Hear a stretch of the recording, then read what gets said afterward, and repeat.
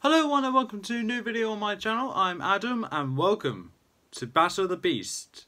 Battle number 19, Specials Generation. Spiros the Ghost Phoenix versus Creta, the Winged Terror. I did not have to look at that just to remember it. I always remembered. I just wanted confirmation. And I forgot it. But that is besides the point. So, yeah, we got these two fighting each other. This is the start of round 3. We're now down to our final 7, and these two are opening up the round. Now, with the matchups I got, like I did with the last round and the round before, I ordered them from the one that I see least interesting to most interesting. And considering this seems like a rather interesting match as it is, and this is the most uninteresting to me, this is saying something. What are the other two fights? Only time will tell. I'm afraid it's only going to be the one fight today though, because it's one of the few times I'm actually home alone for once. And also, quite frankly, I just came home from work and I'm exhausted. So I'm just going to get one out because, I'm only getting this one out because I got a friend who's catching up on Beast Quest, like reading the entire series. At the moment, she has the first series and Veteran Crime on. When I see her on Tuesday, she's going to be swapping Series 1 for Series 2 and Veteran Crime for Spiros. And chances are, if Spiros wins, I won't be going on to round 4 just yet. And she'll be done with that one. She'll be done with this by that time. And if Spiros loses, then she can borrow it for even longer. The point is, she knows I need these books. And she won't take too long doing it. Reading them. So, quite frankly, I completely trust it. I just decided to get this out of the way so then we know round 3 is underway. I just can't promise when the other episodes will be out. But, that being said, let's get into this battle. So, obvious thing first, size difference, obviously Creta. Creta's obviously the larger beast. I did search it up. I didn't think I had to, but I just thought it would be better to be safe than sorry. So, yep, Creta's the larger beast compared to these two, which is no surprise to me. And with that being said, let's get into the battle. So, with round 2, I did all the battles outside the combat arena.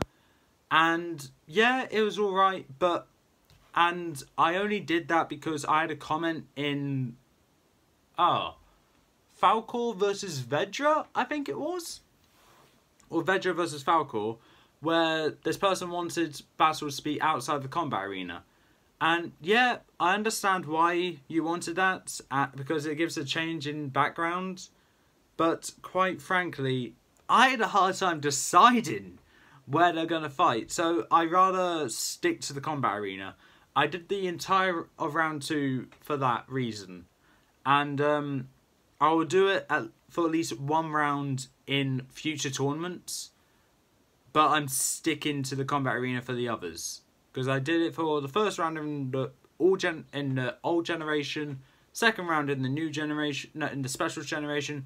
New generation, probably going to be the first round or something. I don't know. It depends really what the matchups are, really.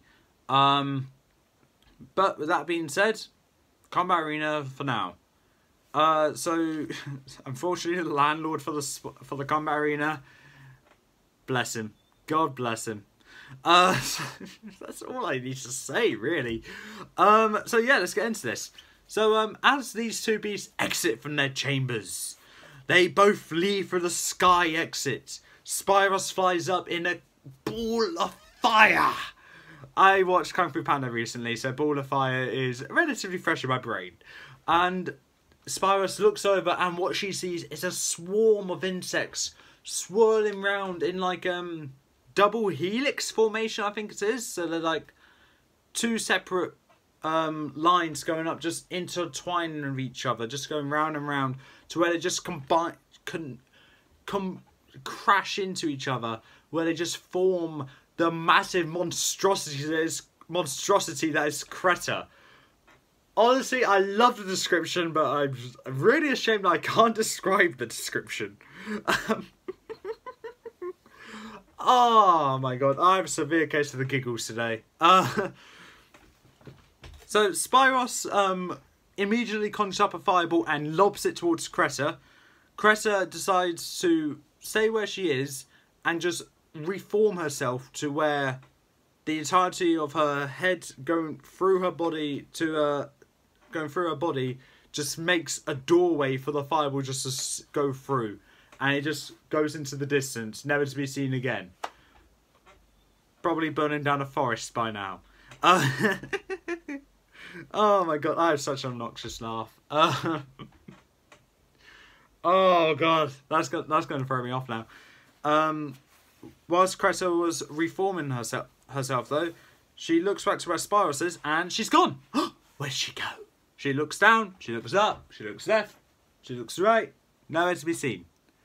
But where is she? I don't know. Why are you asking me? I'm only hosting what I see in my mind. Oh, what is wrong with me today?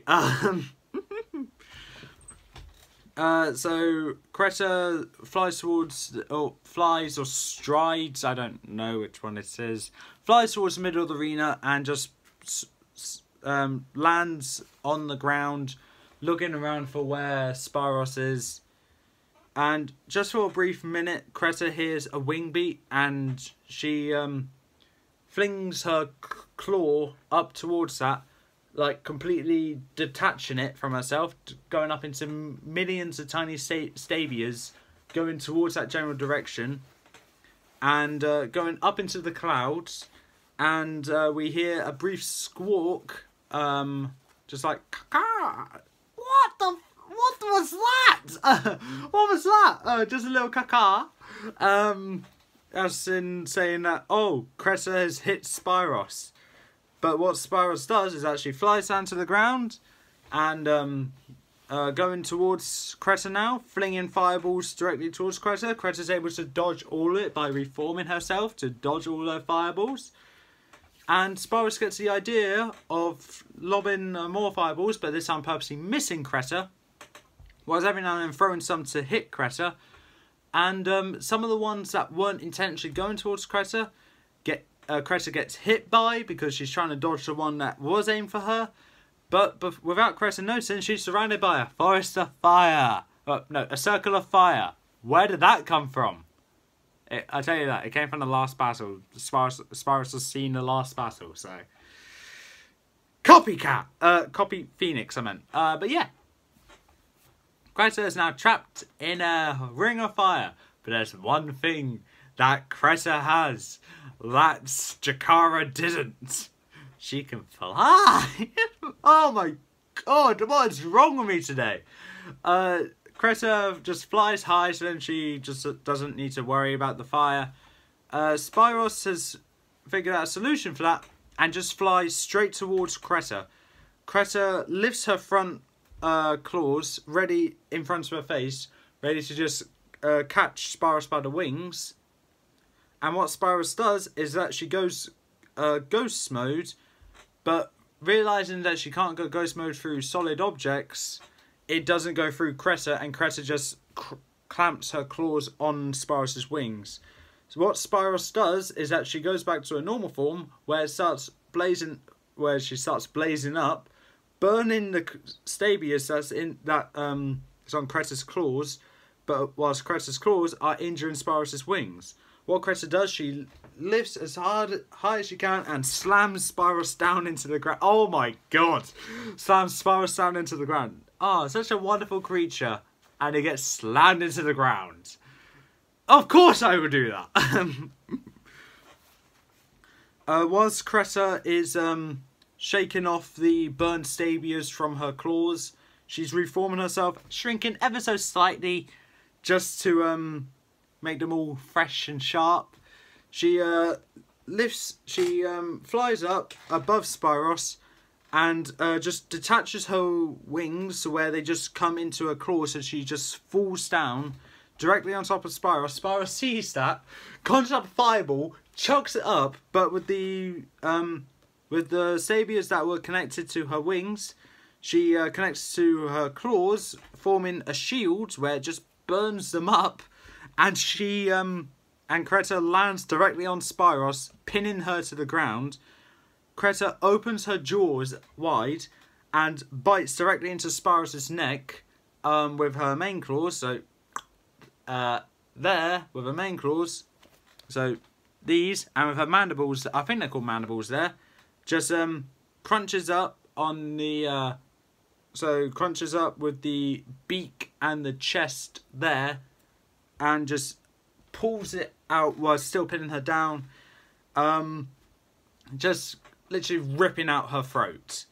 Just to make sure the deed is done, Creta lifts up one of her claws and just slashes at Spiros' head, slashing out an eye and a ton of feathers, leaving a pool of blood, a waterfall of blood, just to come out of Spiros completely. The flames on Spiros extinguishes, and Spiros is no more.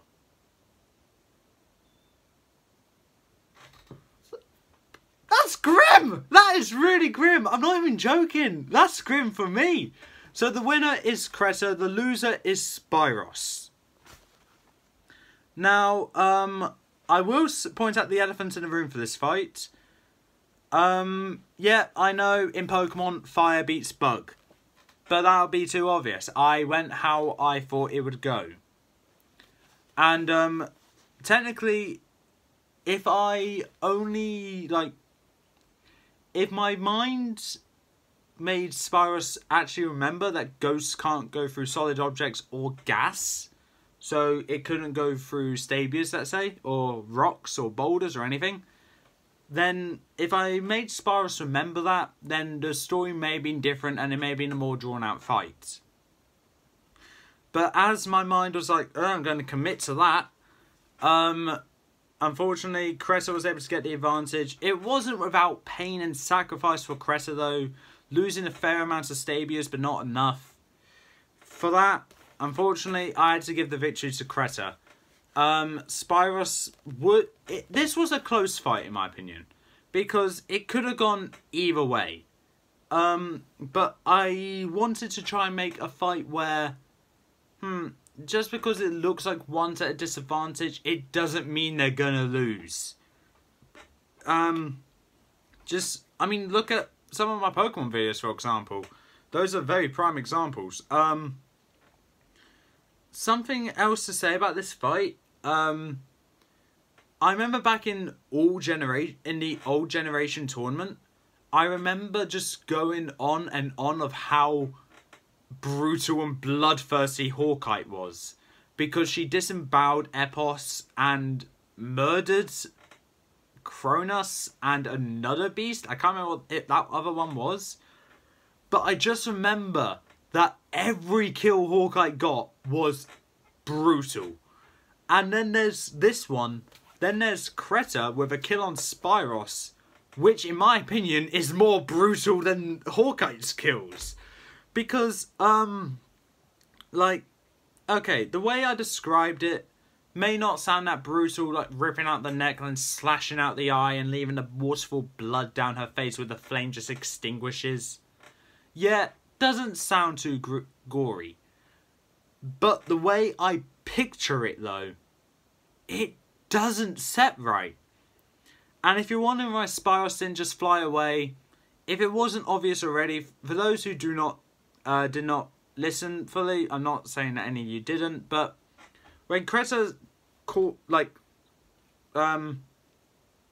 gripped onto Spiros' wings, she dug her nails into Spiros, which burnt the stabias, but also injured Spiros' wings to the point where she can't fly. That's why Spiros just fell down to the ground. And that's also why Spiros didn't fly away. She could have moved away, yeah, but she probably would have still got crushed because of how large Creta actually is. So for that, Creta got the victory, Spiros got the loss. If you think Spiros should have won, please in the comments below why you think that. Unfortunately, my word is final. And with that, Creta is the first of the final 4 beasts to make it through that you guys know of. And when I say you guys know of, I mean me and Lucas already know what one of them already is, because there's 7 beasts and only 3 fights. So yeah, we already have one going through, but I'm going to save that for battle 3 of round 3. So then, You get to know what the last two of the final four is in the last episode of round 3. I wish that made sense. But yeah, Creta is in the semi-finals of the Specials Generation. And quite frankly, this one, I was really surprised to actually make it this far. But when I saw her match up against Spiros, I was like, oh damn. She might make it. She might make it. Oh damn. But that being said, that's all for this time. If you like what you saw, leave a like, leave a comment, don't forget to subscribe.